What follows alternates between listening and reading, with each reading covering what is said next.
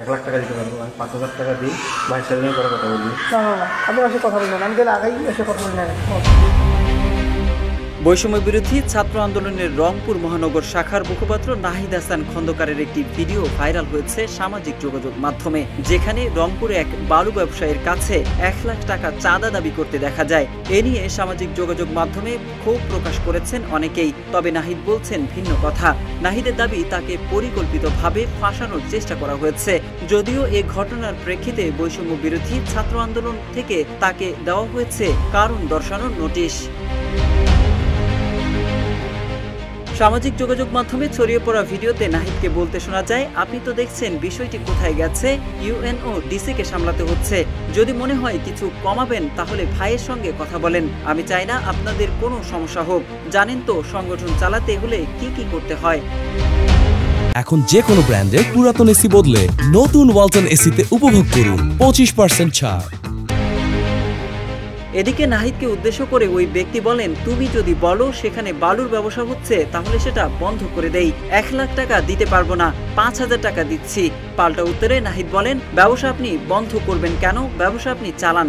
ভাইয়ের সঙ্গে কথা বলেন, প্রয়োজনে সময় নেন। এ সময় নাহিদ হাসান খন্দকারকে ভিডিওতে দেখা গেলেও অপর পাশে অবস্থান করা ব্যক্তিকে দেখা যায়নি।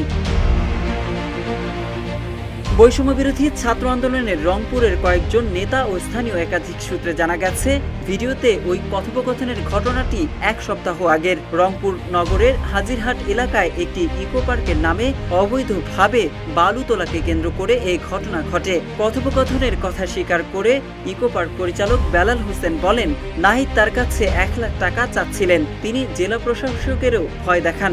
ভিডিওটি তারাই করেছিলেন এবং পরে পুলিশ সুপারের কাছে পাঠান। তবে এই অভিযোগ অস্বীকার করে নাহিদ বলেন, 6 থেকে 7 দিন আগে অবৈধ বালু উত্তোলনের খবর পেয়ে সেখানে গিয়েছিলেন, কিন্তু তিনি কারো কাছ থেকে 1 টাকাও নেননি। তারা কোনো প্রমাণও দিতে পারবে না। এটা পুরোটাই যুবলীগের একটি অংশ সাজিয়েছে, পুরোটাই তাকে ফাঁসানোর চেষ্টা করেছে এবং বৈষম্য বিরোধী ছাত্র আন্দোলনকে প্রশ্নবিদ্ধ করার চেষ্টা করছে। এদিকে বৈষম্য বিরোধী ছাত্র আন্দোলন কোনো প্রকার অবৈধ কর্মকাণ্ডকে প্রশ্রয় দেয় না উল্লেখ করে সংগঠন থেকে নাহিদকে কারণ দর্শানোর নোটিশ দিয়েছে। বৈষম্য বিরোধী ছাত্র আন্দোলন রংপুর মহানগরের মুখ্য সংগঠক আলী মিলনের স্বাক্ষরিত চিঠিতে বলা হয়েছে, ঘটনার সঙ্গে সংশ্লিষ্টতার কারণে 3 দিনের মধ্যে তার বিরুদ্ধে কেন সাংগঠনিক ব্যবস্থা নেওয়া হবে না তা জানতে চাওয়া হয়েছে।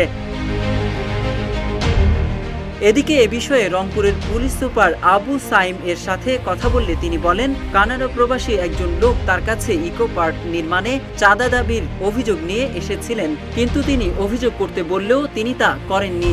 অভিযোগ পেলে ব্যবস্থা নেবেন।